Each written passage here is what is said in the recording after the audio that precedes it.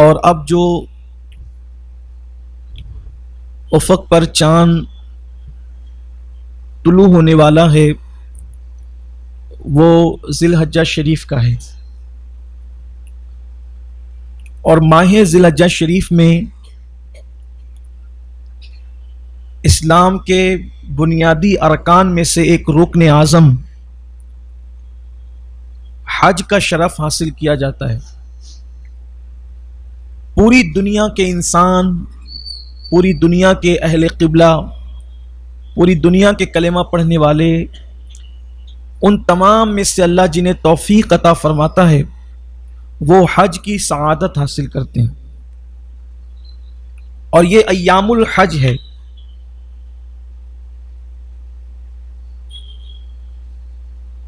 حج کے ایام ہے ذوالقعدہ شریف اور ذی الحجہ شریف کے ابتدائی ایام، اور اس میں بھی جو ذی الحجہ شریف کے ابتدائی 10 دن ہے اس کی بڑی خصوصیت ہے، اور ان ایام میں اللہ تبارک و تعالیٰ اپنے بندوں پر بہت مہربان ہوتا ہے، بڑی مہربانی فرماتا ہے۔ وہ تو مہربان ہے ہی، لیکن مہربانی کی شان اس کے کرم اور اس کی شان کے مطابق مزید اور اپنے پورے شباب پر ہوتی ہے، پورے جوبنوں پر ہوتی ہے اس کی رحمتیں، جیسا کہ اس کی شان ہے۔ اگر کوئی شخص ان 10 دنوں کی عظمت، بزرگی، شان کو معلوم کر لے تو وہ اس میں عبادتوں کا اہتمام کرے۔ حضرت مولائے کائنات سیدنا علی کرم اللہ تعالی وجہہ الکریم کے خاص شاگردوں میں سے ایک شخصیت ہے حضرت سیدنا سعید ابن مسیب رضی اللہ تعالی عنہ۔ یہ حضرت سعید ابن مسیب وہی تابعی ہیں جو واقعہ حرا کے موقع پر، یعنی کربلا کے واقعے کے بعد جب یزید نے، اس پلید نے مدینہ منورہ پہ چڑھائی کروائی اور مسجد نبوی شریف کے اندر اس نے گھوڑے بندھوائے اور اونٹ بندھوائے، اور مسجد شریف کے اندر، مسجد کریم کے اندر جو 3 دن تک کی اذان نماز نہیں ہوئی، تو وہ جو دیوانے بن کر کے جو تابعی گھومتے تھے اور انہوں نے قبر رسول سے اذان اور نماز کی جو آوازیں سنی، وہی حضرت سعید ابن مسیب رضی اللہ تعالیٰ۔ یہ مولائے کائنات سیدنا علی کرم اللہ تعالیٰ وجہ الکریم کے مرید و خلیفہ بھی ہیں، شاگرد بھی ہیں۔ تو حضرت سعید ابن مسیب فرماتے ہیں رضی اللہ تعالیٰ کہ ذی الحجہ کی راتوں میں، ذی الحجہ کی 10 راتوں میں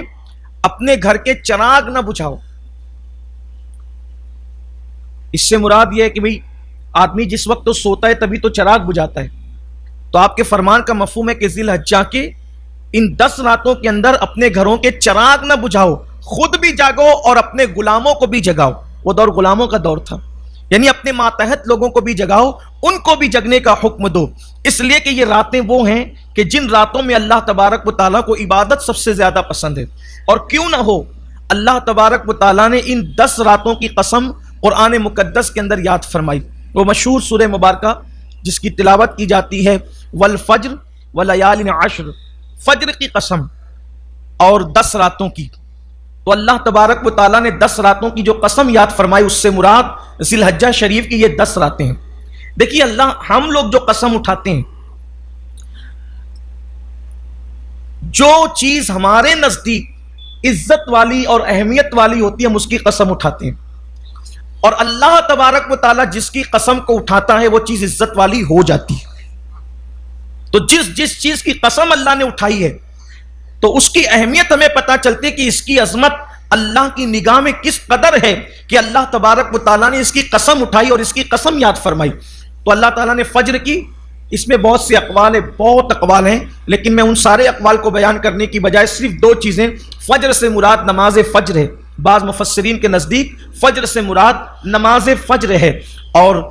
راتوں سے مراد یہ 10 راتیں جن کی قسم اللہ نے قرآن مقدس کے اندر یاد فرمائی۔ آقا کریم صلی اللہ علیہ وآلہ وسلم کے دور پاک میں ایک جوان تھا، اس جوان کو گانا سننے کی اور اس کی طرف اس کی توجہ کچھ زیادہ ہی تھی۔ اس کی اپنی طبیعت میں یہ تھا کہ وہ گانا سنا کرے، موسیقی کی طرف اس کی توجہ ہو، یعنی یہ کہہ لیں کہ وہ شخص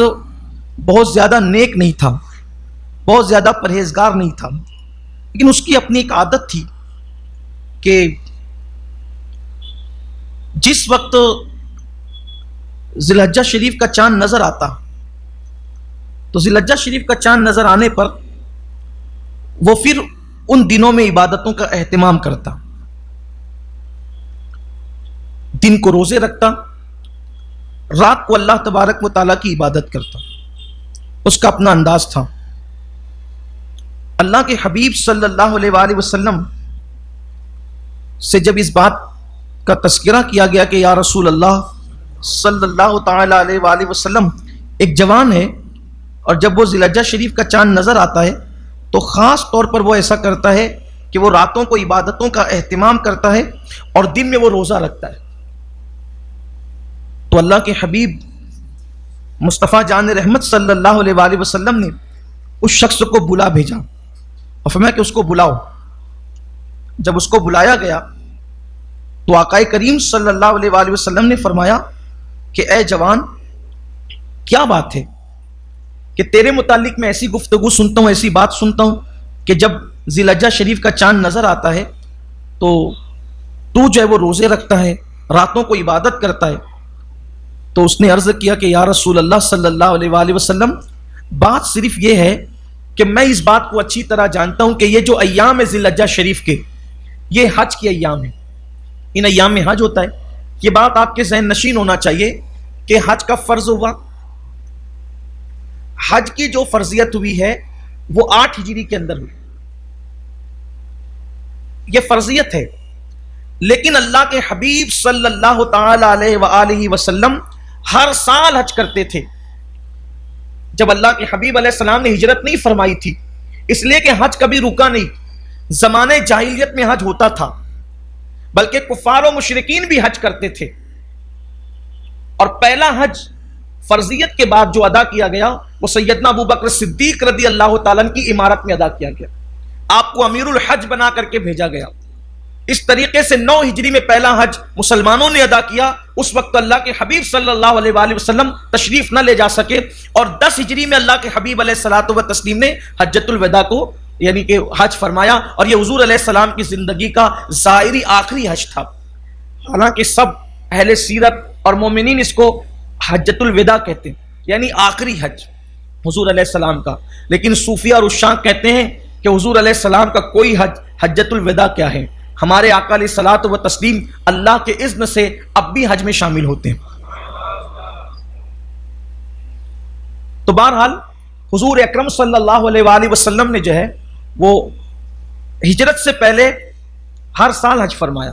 اور ہجرت کے بعد اللہ کے رسول صلی اللہ علیہ وآلہ وسلم نے ایک ہی حج فرمایا، اور پہلا حج سیدنا صدیق اکبر رضی اللہ تعالیٰ عنہ کی امارت میں ادا کیا گیا۔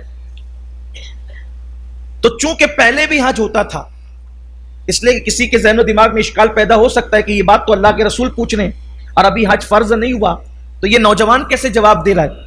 تو آقا کریم صلی اللہ علیہ وآلہ وسلم نے فرمایا کہ تو دن کو روزہ رکھتا ہے، رات کو عبادت کرتا ہے، وجہ کیا ہے؟ تو اس جوان نے عرض کیا کہ یا رسول اللہ صلی اللہ علیہ وآلہ وسلم، یہ حج کے ایام ہے، تو میں یہ چاہتا ہوں کہ ان مبارک دنوں کے اندر جو ہے وہ میں اللہ کی عبادت کروں، میں دعائیں کروں، تاکہ حاجیوں کے نیک اعمال میں بھی شریک ہو جاؤں، کیونکہ میں حج کے لیے جا تو نہیں سکتا۔ وہ شخص مکہ المکرمہ کا رہنے والا نہیں تھا، وہ مدینہ منورہ یا گرد نواح کا رہنے والا تھا۔ تو اس نے عرض کیا کہ یا رسول اللہ صلی اللہ علیہ وآلہ وسلم، میں حج کے لیے جا تو نہیں سکتا، اس لیے میرے آقا میں یہ چاہتا ہوں کہ حج کے لیے نہیں گیا تو کم سے کم ان ایام میں جبکہ حاجی ارکان حج ادا کرتے ہیں تو میں بھی ان کی عبادت میں شریک ہوں، میں بھی نیک کام کروں۔ تو اللہ کے حبیب علیہ الصلوۃ والتسلیم نے پھر اس جوان سے فرمایا، اے جوان، کیا تجھے پتا ہے کہ ان دنوں روزہ رکھنے کا ثواب کیا ہے؟ تو میرے آقا صلی اللہ علیہ وآلہ وسلم فرماتے ہیں کہ جو شخص ذی الحجہ شریف کے دنوں میں روزہ رکھتا ہے تو اللہ تبارک و تعالیٰ اس کے بدلے، روزہ رکھنے والے کو اس کے بدلے اللہ تبارک و تعالیٰ 100 غلام آزاد کرنے کا ثواب عطا فرماتا ہے۔ اسی طریقے سے 100 اونٹ اور 100 گھوڑے جہاد فی سبیل اللہ، اللہ کی راہ کے اندر یعنی کہ اگر کوئی جہاد پہ جا رہا ہو تو 100 اونٹ اور 100 گھوڑے اللہ کی راہ میں بھیجنے کا ثواب عطا کرتا ہے. یعنی ذی الحجہ شریف کی 1 تاریخ سے لے کر 7 تاریخ تک جو شخص ذی الحجہ کا روزہ رکھے گا، ہر روزے کے بدلے 100 غلام آزاد کرنے کا ثواب اور 100 اونٹ اور 100 گھوڑے اللہ کی راہ میں خیرات کرنے کا ثواب اس کو ملتا ہے. اور پھر چونکہ جو 8ویں تاریخ ہوتی ہے اس کو یوم ترویہ کہا جاتا ہے. یوم ترویہ وہ تردد کا دن، شک کا دن، اس لیے کہ اس کو یوم ترویہ اس لیے کہتے ہیں کہ اس دن حضرت ابراہیم علیہ الصلوۃ والتسلیم نے جب خواب سے بیداری آپ کو ہوئی تو آپ کو جو ہے وہ تردد ہوا کہ میں نے یہ کیا دیکھا، کہ میں جب اپنے بیٹے کو ذبح کر رہا ہوں تو آپ تردد میں رہے، شک میں رہے. گویا کہ آپ پر ایک تردد کی کیفیت تھی کہ میں نے کیا کیا، میں نے کیا دیکھا، یہ کیا کیفیت تھی. تو اس لیے اس کو تردد کا یا شک کا دن کہتے ہیں. تو وہ دن بڑا مبارک دن ہے، 8ویں ذی الحجہ کا دن. اور چونکہ اس دن کی خصوصیت یہ ہے کہ اس دن حاجی احرام باندھ کر کے منی کی طرف جاتے ہیں، تو اس دن کی ایک الگ فضیلت ہے. 1 ذی الحجہ سے 7 ذی الحجہ تک یہ الگ فضیلت کے دن ہے. حالانکہ یہ بھی قسموں میں شامل ہے، جن کی قسم یاد کی گئی ہے یہ بھی شامل ہے، لیکن 1 سے 7 کی فضیلت یہ ہے کہ جس نے اس دن روزہ رکھا 100 غلام آزاد کرنے کا ثواب، 100 اونٹ اور 100 گھوڑے اللہ کی راہ میں خیرات کرنے کا ثواب. لیکن اب جو بندہ 8 تاریخ کو روزے کا اہتمام کرتا ہے اور اس دن جو ترویہ کے دن روزہ رکھتا ہے تو اللہ کے حبیب صلی اللہ علیہ وآلہ وسلم فرماتے ہیں اللہ اس کو 1000 غلام آزاد کرنے کا ثواب عطا فرماتا ہے. اسی طرح 1000 گھوڑے اور 1000 اونٹ اللہ کی راہ میں جہاد کے لیے بھیجنے کا ثواب اس کو عطا کرتا ہے. 1 سے 7 تک 100 کا عدد، اور 8ویں روزے کے لیے جو 8 تاریخ ہے اس میں اللہ کے حبیب علیہ الصلوۃ والتسلیم نے پھر 1000 فرمایا. اور پھر اللہ کے رسول صلی اللہ علیہ وآلہ وسلم فرماتے ہیں مگر جو عرفہ کے دن روزہ رکھے، یوم العرفہ کو، جو دن عرفات کا دن ہوتا ہے، عرفہ کے دن، تو جو 8 تاریخ کو ثواب ملے گا اس سے 10 گنا اور زیادہ اس کا ثواب بڑھ جاتا ہے. یعنی اگر آپ 10 گنا آپ بڑھا لیں تو پھر یہ آپ کہیں گے کہ 10,000 غلام آزاد کرنے کا ثواب، 10,000 گھوڑے اور 10,000 اونٹ اللہ تبارک و تعالیٰ کی راہ میں خرچہ کرنے کا اور جو ہے وہ صدقہ کرنے کا ثواب. اسی پر بس نہیں بلکہ میرے آقا صلی اللہ علیہ وآلہ وسلم عرفہ کے روزے کے حوالے سے فرماتے ہیں کہ میں امید کرتا ہوں کہ جو شخص عرفہ کا روزہ خلوص نیت کے ساتھ رکھے اللہ تبارک و تعالیٰ اس کو 1 سال کے روزوں کا ثواب عطا فرمائے. جو عرفہ کا روزہ رکھے اللہ تبارک و تعالیٰ اس کو 1 سال کے روزوں کا ثواب عطا فرمائے. اور اسی پر اللہ کے حبیب صلی اللہ علیہ وآلہ وسلم نے بس نہیں فرمایا بلکہ فرمایا صرف 1 سال نہیں، یہ 1 سال کا ثواب تو ملے گا اور گزشتہ 1 سال کا ثواب اللہ تعالیٰ اور عطا فرمائے گا. یعنی جس نے عرفہ کا روزہ رکھا اس کو اللہ تعالیٰ 2 سال کے روزوں کا ثواب عطا فرماتا ہے اور اللہ تبارک و تعالیٰ اس کے گزشتہ گناہوں کو معاف فرما دیتا ہے. اور اس سے کہا جاتا ہے اے اللہ کے بندے اب تو نئے سرے سے نیا عمل کر کہ اللہ تبارک و تعالیٰ نے تیرے تمام گناہوں کو معاف فرما دیا ہے اور تیرے تمام گناہوں کی مغفرت فرما دی ہے. اسی لیے صحابہ کرام رضوان اللہ تعالیٰ علیہ مجمعین فرمایا کرتے تھے کہ چراغ نہ بجھایا کرو، یعنی جاگتے رہا کرو، ان 10 راتوں میں جاگتے رہا کرو، چراغ نہ بجھایا کرو اور جاگ کر کے اللہ تبارک و تعالیٰ کی عبادت کیا کرو.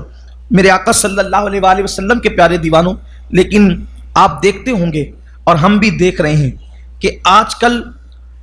عبادتوں کا وہ اہتمام نہیں ہے. اب لوگ فرض ہی نہیں ادا کرتے ہیں. فرض نماز کے لیے لوگوں کو دلچسپی نہیں. یہ لوگ کہتے ہیں کہ نفل تو ہے، یہ جو کہتے ہیں نا نفل تو ہے، یہ نفل تو ہے جو آج کہتے ہیں ان کو پتہ چلے گا کہ آج ہم نفل تو ہے کی بات کرتے ہیں لیکن یہی نوافل جو ہے قیامت کے دن ہو سکتا ہے کہ اللہ تبارک و تعالیٰ کی بارگاہ میں ہمارے لیے مغفرت کا سبب بن جائے اور مغفرت کا ذریعہ بن جائے. اس لیے کہ حدیث پاک میں آتا ہے اللہ کے حبیب صلی اللہ علیہ وآلہ وسلم ارشاد فرماتے ہیں کہ جن کے فرائض میں کمی ہوگی، یعنی فرائض کے اندر اگر کمی کی ہوگی تو اللہ تبارک و تعالیٰ ان فرائض کی کمی کو اللہ تبارک و تعالیٰ جو ہے وہ نوافل کے ذریعے سے پورا فرمائے گا. اور جن کے نوافل ہوں گے تو نوافل کے ذریعے وہ پورا کیا جائے گا. اب یہاں پر یہ ہوتا ہے کہ نفل ہوتا ہے کیا کرنا، حالانکہ اگر ان دنوں روزہ رکھنا چاہیں تو رکھ سکتے ہیں، راتوں کو عبادت کرنا چاہیں تو کر سکتے ہیں. اچھا پھر یہ بھی نہیں کہ چلے پوری رات کریں، اگر اللہ پوری رات توفیق دے تو بہت اچھی بات ہے. اگر پوری رات نہ کر سکیں تو کم سے کم عشاء کی نماز کے لیے جب آئیں تو 2-4-6 رکعتیں جو ہے وہ ان راتوں میں قیام کی نیت سے پڑھ لیں. اسی طریقے سے فجر میں اٹھتے ہیں تو تھوڑا سا ان دنوں جلدی اٹھ جائے, 2-4 رکعتیں اس وقت پڑھ لیں, کچھ درود شریف کا اہتمام کر لیں, کچھ تسبیحات